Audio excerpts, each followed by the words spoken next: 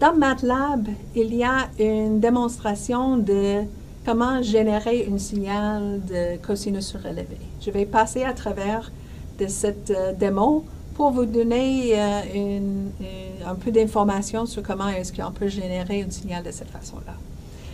Nous allons avoir notre premier devoir qui est basé sur l'exploitation d'un cosinus surélevé. Donc, je vais vous fournir le code de MATLAB, donc ça va être déjà fait. Mais il y a plusieurs choix que je fais dans ce code de MATLAB qui aura un impact sur ce que vous allez observer. Donc, le premier devoir, c'est comme un laboratoire virtuel. Donc, vous allez voir l'impact, la réception sur notre choix pour la transmission. Vous allez jouer avec le facteur R de faiblissement. Mais il y a différents facteurs qui ont été choisis dans cette MATLAB et j'aimerais vous donner un aperçu de ces choix.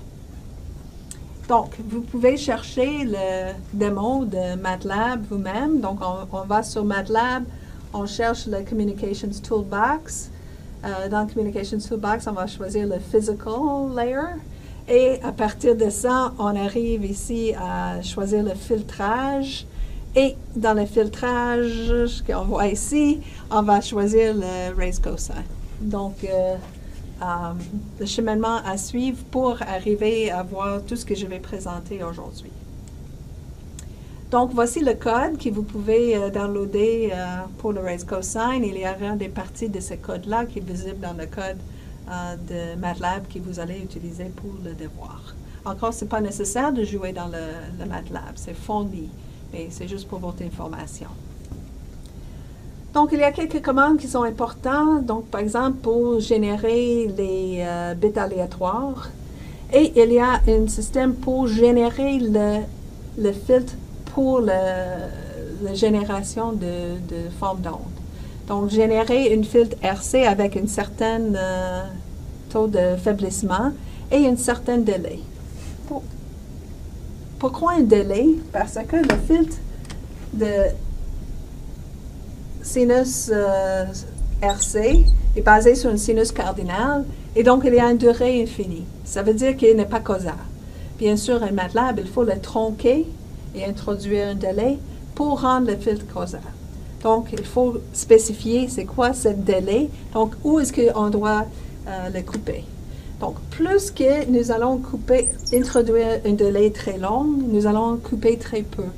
Donc, il y aura un délai introduit, mais il y aura très peu de distorsion. Ça va être vraiment comme le signal RC théorique.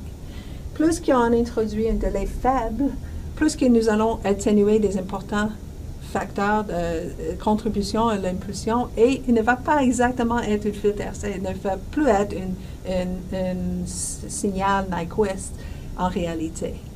Donc, c'est certain que dans un laboratoire, vous allez voir l'impact de ces choix. Mais on ne joue pas avec ça dans le devoir, mais je le mentionne parce que c'est une partie pratique. Donc, cette commande, ça peut générer un signal RC, mais aussi un signal root raise cosine peut être choisi. Donc, dans l'exemple, nous allons utiliser une filtre qui coupe après 6 intervalles de bits. Donc, c'est le délai que nous avons choisi d'introduire, au moins dans la démo, c'est ce qui a été choisi. Donc, encore une fois, retard de 6, qu'est-ce que ça veut dire? Ça veut dire que nous avons le lobe central plus deux autres de chaque côté.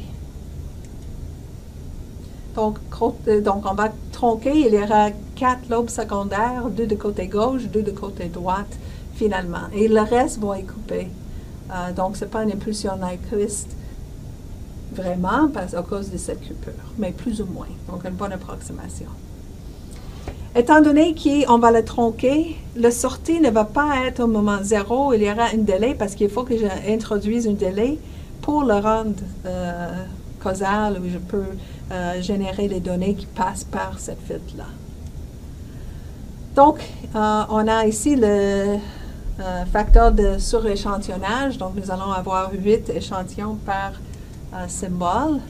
Donc, par exemple, ici, c'est la forme de cosinus, pas cosinus, c'est une cosinus sous-élevé. Dans les différentes couleurs de bleu, c'est différents intervalles. Donc, c'est la largeur de bande d'une bit. Donc, il y a 8 échantillons. Donc, il y a 8 échantillons dans chacun des bandes de bleu. Et on peut voir la troncure. Donc, c'est les 6 intervalles de bits. Ici, c'est ce qui est tronqué après. Donc, j'ai oublié lequel R est utilisé ici, mais je peux voir que les lobes secondaires qui sont coupés sont assez petits. Donc, le délai qui est introduit, c'est ce qui est la partie rouge. Il y aura le délai équivalent à 3 symboles. Donc, j'ai mentionné ça parce que quand vous allez voir la sortie du filtre, il y a une partie qui est transitoire. Donc, au début, nous n'avons pas tous les symboles. Il y avait juste un symbole qui entre. Et ça prend un certain temps jusqu'à on est dans un régime permanent. Donc, si on veut visualiser un diagramme de l'œil, ces parties de signal vont nuire à notre compréhension. Je vais discuter c'est quoi un diagramme de l'œil, mais je veux juste dire que les transients, les effets transitoires au début, on ne doit pas focaliser notre intérêt sur ça, c'est juste quelque chose à oublier. Donc, c'est dans cette partie ici que nous sommes vraiment dans le régime permanent où on voit l'effet de notre choix dans le signal. Donc, on passe ici à l'idée de filtrer. On va filtrer avec un certain taux d'échantillonnage. À l'intérieur, on va introduire plus des échantillons. Et c'est ce facteur de 8 dont j'ai mentionné, c'est ce qui est introduit par le filtre lui-même. Donc, le filtre va suréchantillonner pour avoir une bonne forme d'onde pour générer l'information désirée. Donc, il faut juste réaliser qu'après le filtrage, on n'a pas le même taux d'échantillonnage qu'avant.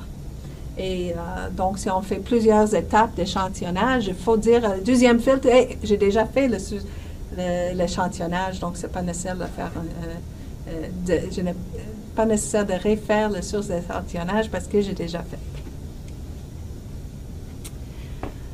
Donc, dans le démo, on passe par plusieurs étapes et on commence avec le filtre RC qui est utilisé. Ici, on voit les formes en bleu. C'est la forme d'onde qui est générée et le moment d'échantillonnage sont en noir. Et on peut voir que chaque fois qu'il y a un échantillonnage, le bleu passe toujours à plus ou moins 1. Donc, c'est vraiment une impulsion Nyquist. Donc, on peut maintenant demander, au lieu de demander le cosinus sous-élevé, on peut demander soit une root raised cosine. Donc, on donne la commande d'utiliser le square root. Et à ce moment-là, nous avons cette deuxième ici, et on peut voir que le taux au moment d'échantillonnage, nous n'avons pas une valeur qui est constante, qu'il y a un peu de variation. Encore une fois, faites attention dans vos simulations, quand on va mettre l'équivalence, donc un filtre qui est RC comme un modèle de ce qui se passe quand on fait vraiment 2. Donc, ici, c'est la réalité. C'est d'avoir un au transmetteur, d'avoir un autre au récepteur. Et ici, c'est la partie équivalent. Donc, peut-être on veut faire moins des étapes dans le MATLAB et peut-être au lieu d'avoir 2 filtrages indépendants, nous allons introduire un filtre équivalent. Pour le filtre équivalent, comme j'ai mentionné tantôt, je vais le mentionner encore pour vos projets futurs, de faire attention en ajoutant le bruit dans MATLAB.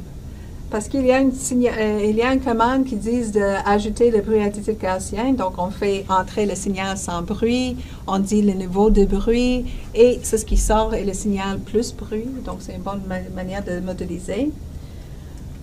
Sauf que ici, c'est dans un vrai système. J'ai un filtrage RRC, j'introduis le bruit avec cette commande Additive White Gaussian Noise et je fais un filtrage après et l'échantillonnage. Donc ça, c'est la réalité.